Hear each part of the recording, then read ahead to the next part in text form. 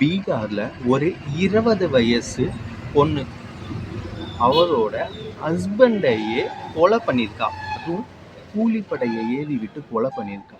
கிட்டத்தட்ட கல்யாணம் ஆகி வெறும் 45 நாள் தான் ஆகுது.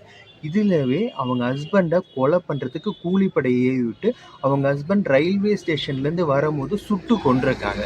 ஏன் எதுக்குன்னு விசாரிக்கும் போது தான் தெரியுது, அவங்க பொண்ணோட 55 வயசான அவரோட மாமாவை கல்யாணம் பண்ணிக்கிறதுக்காக இந்த பொண்ணு அந்த ஹஸ்பண்டையே கொண்டிருக்காங்க. சப்போஸ் அந்த ஹஸ்பண்ட் கிட்ட சொல்லியிருக்கலாம், இல்லை எனக்கு விருப்பம் இல்லைன்ட்டு கல்யாணத்தையே நிறுத்தியிருக்கலாம். அதுவும் இவங்களுக்கு கல்யாணத்துக்கு முன்னாடி இருந்தே தொடர்பு இருக்கிறதா சொல்கிறாங்க. சப்போஸ் நீங்கள் தொடர்பு வந்து அப்படியே போயிடுங்க. எதுக்கு அந்த பையனை கல்யாணம் பண்ணி கூலிப்படையை வச்சு கொன்று அவனோட லைஃப்பும் கெடுத்துக்கிட்டு இப்போ நீங்கள் மாட்டிட்டு நீங்களும் இப்போ ஜெயிலுக்கு போயிட்டு எதுக்கு இந்த மாதிரி ஒரு கேவலமான பொழப்புலெல்லாம் நீங்கள் வாழ்ந்துட்டு இருக்கீங்க சொல்லுங்கள். சப்போஸ் உங்களுக்கு பிடிக்கலையா ஃபஸ்ட்டு நிறுத்திடுங்க, அந்த கல்யாணத்தையும் நிறுத்திடுங்க. இப்போ வர ரீசெண்டாக வந்து பார்த்தீங்கன்னா கொலைகள் வந்து ஜாஸ்தி ஆகிட்டே போகுது.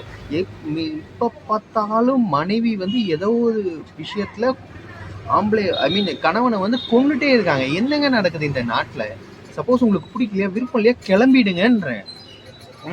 பிடிக்கலன்னா சொல்லிட்டு கூட கிளம்பிடுங்க. இல்லை ஹஸ்பண்டு அது இதுன்னா பிரச்சனைனா வீட்டில் பேசிட்டு கிளம்பிடுங்க. அதை விட்டு அந்த பையனை கொலை பண்ணிட்டு எல்லாத்துக்குமே பிரச்சனை. பாவமாக தெரியல. இப்படியாப்பட்ட ஆளுங்களுக்கெல்லாம் கடுமையான தண்டனை தான் கொடுக்கணும். தண்டனைகள் வந்து குறைவாக இருக்கிறதுனால தான் குற்றங்கள் வந்து அதிகரிக்குது. ஸோ கடுமையான தண்டனை கொடுக்கணும்னு என் சைட்லேருந்து நான் கடவுள்கிட்ட ப்ரே பண்ணிக்கிறேன். நீங்களும் உங்கள் சைட்லேருந்து இதே போல் இன்ட்ரெஸ்டிங்கான வீடியோஸ் நம்ம சேனலை வந்து ஃபாலோ பண்ணிக்கோங்க, சப்ஸ்கிரைப் பண்ணிக்கோங்க. இதே போல் இன்ட்ரெஸ்டிங்கான வீடியோஸ் எப்பயுமே உங்களுக்கு வந்துகிட்டே இருக்கும். தேங்க்யூ.